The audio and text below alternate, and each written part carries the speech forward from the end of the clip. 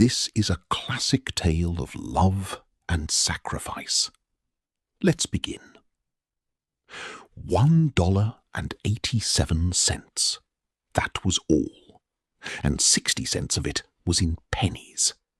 Pennies saved 1 and 2 at a time by bulldozing the grocer and the vegetable man and the butcher until one's cheeks burned with the silent imputation of parsimony that such close dealing implied.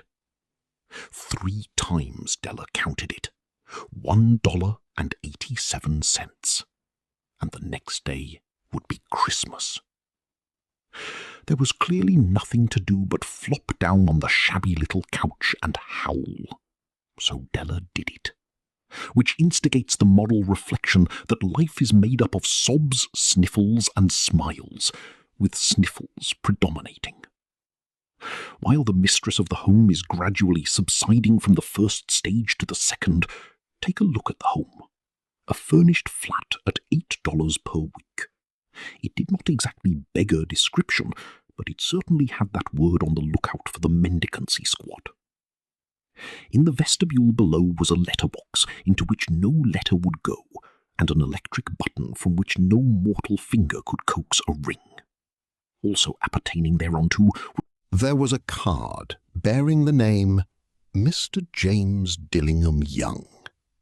The Dillingham had been flung to the breeze during a former period of prosperity when its possessor was being paid $30 per week. Now, when the income was shrunk to $20, the letters of Dillingham looked blurred, as though they were thinking seriously of contracting to a modest and unassuming D. But whenever Mr. James Dillingham Young came home and reached his flat above, he was called Jim, and greatly hugged by Mrs. James Dillingham Young, already introduced to you as Della, which is all very good. Della finished her cry and attended to her cheeks with the powder rag. She stood by the window and looked out dully at a grey cat walking a grey fence in a grey backyard. Tomorrow would be Christmas Day, and she had only $1.87 with which to buy Jim a present. She had been saving every penny she could for months, but this was all. $20 a week doesn't go far. Expenses had been greater than she calculated. They always are. Only $1.87 to buy a present for Jim. Her Jim.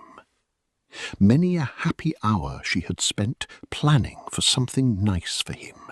Something fine and rare and sterling, something just a little bit near to being worthy of the honour of being owned by Jim. There was a pier glass between the windows of the room. Perhaps you have seen a pier glass in an $8 flat. A very thin and very agile person may, by observing his reflection in a rapid sequence of longitudinal strips, obtain a fairly accurate conception of his looks. Della, being slender, had mastered the art. Suddenly she whirled from the window and stood before the glass. Her eyes were shining brilliantly, but her face had lost its colour within 20 seconds. Rapidly she pulled down her hair and let it fall to its full length.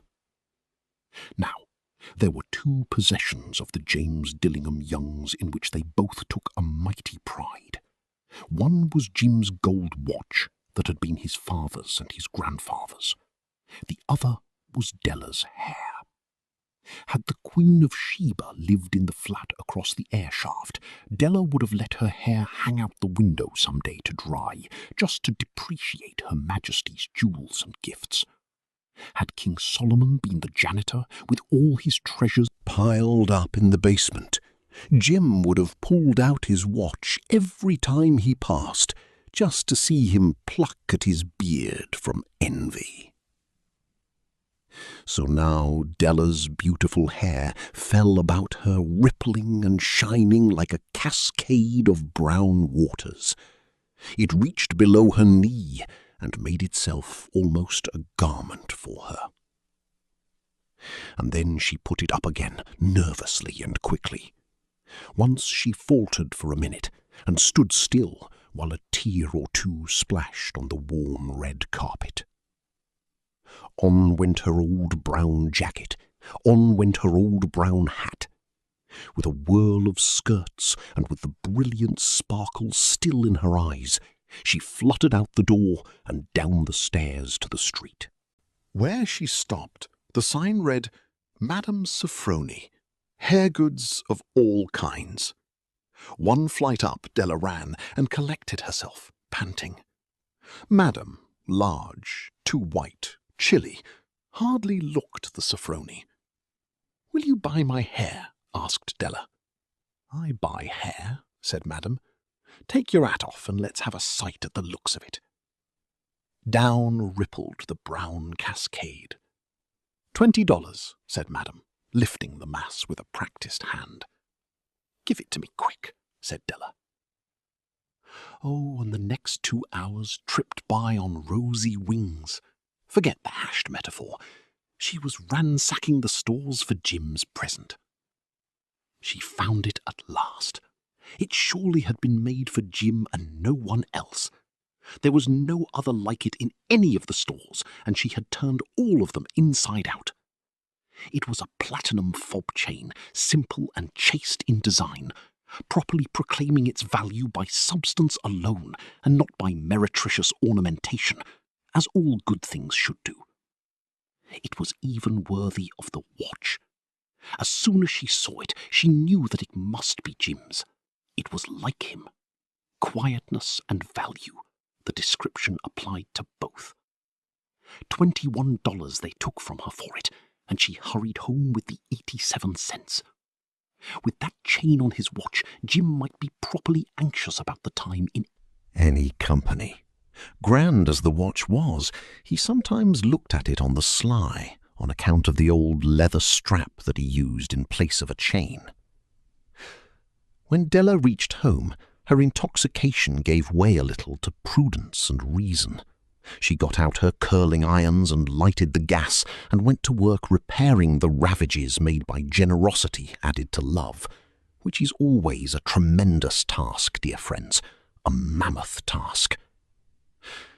Within 40 minutes, her head was covered with tiny, close-lying curls that made her look wonderfully like a truant schoolboy.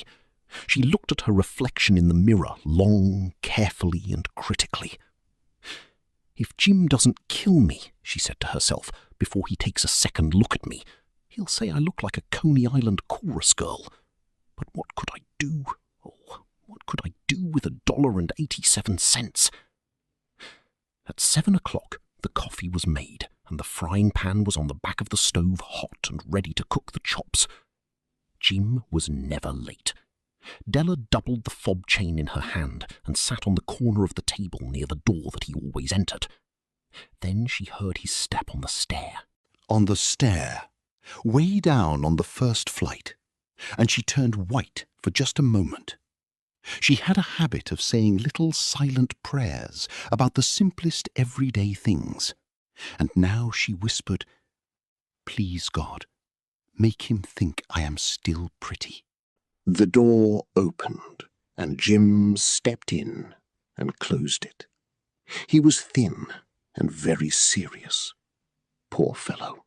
He was only 22, and to be burdened with a family. He needed a new overcoat, and he was without gloves. Jim stopped inside the door, as immovable as a setter at the scent of quail. His eyes were fixed upon Della, and there was an expression in them that she could not read, and it terrified her.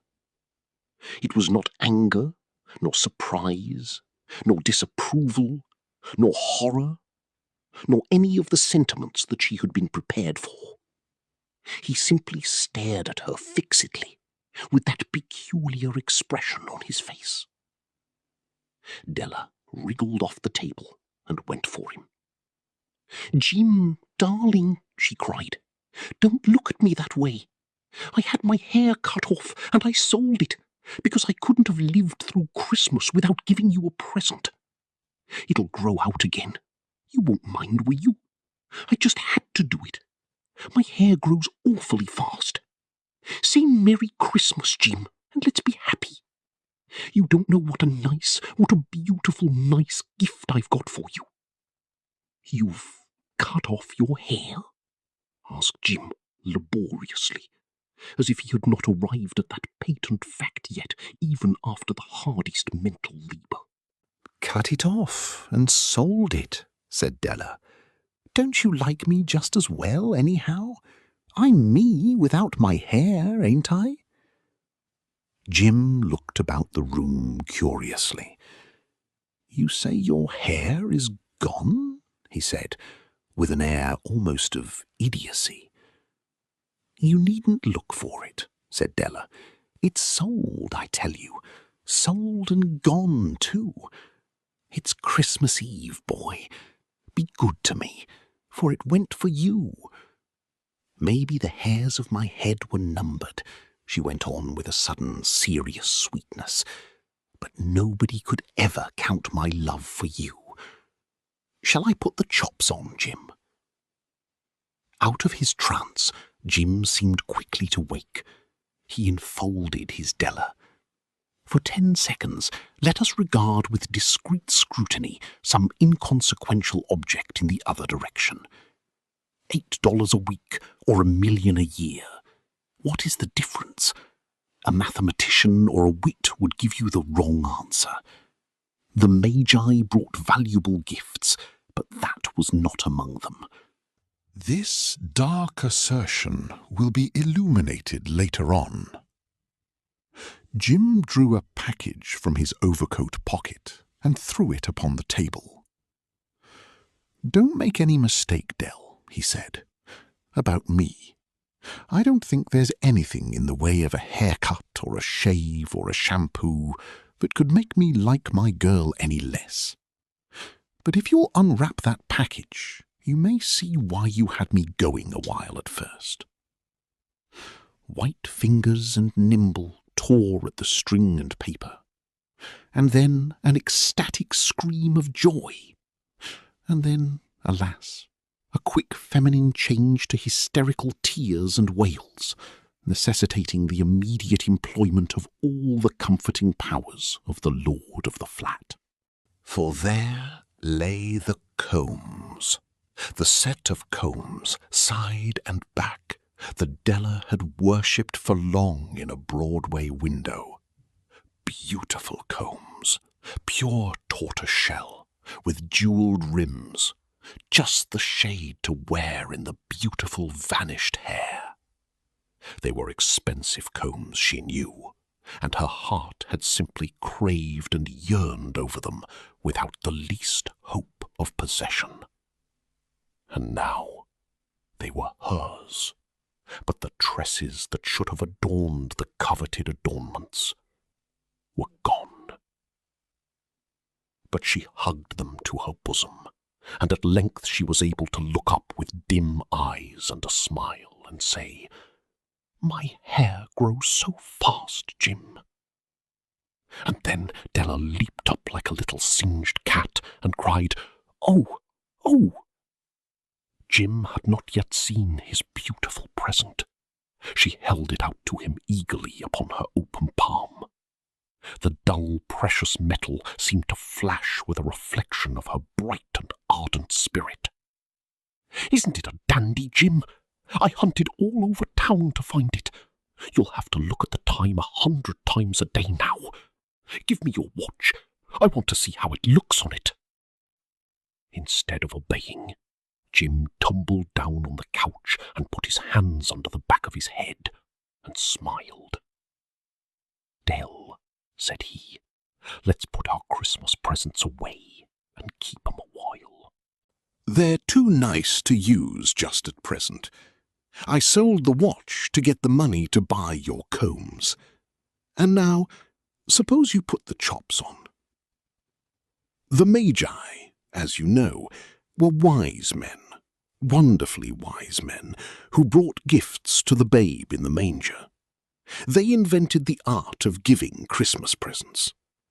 Being wise, their gifts were no doubt wise ones, possibly bearing the privilege of exchange in case of duplication. And here I have lamely related to you the uneventful chronicle of two foolish children in a flat, who most unwisely sacrificed for each other the greatest treasures of their house. But in a last word to the wise of these days, let it be said that of all who give gifts, these two were the wisest. Of all who give and receive gifts, such as they are wisest. Everywhere they are wisest. They are the Magi. Thank you for listening to The Gift of the Magi by O. Henry on the English Reader. If you enjoyed this story, please like and subscribe. New classic readings every week. Until next time, happy reading.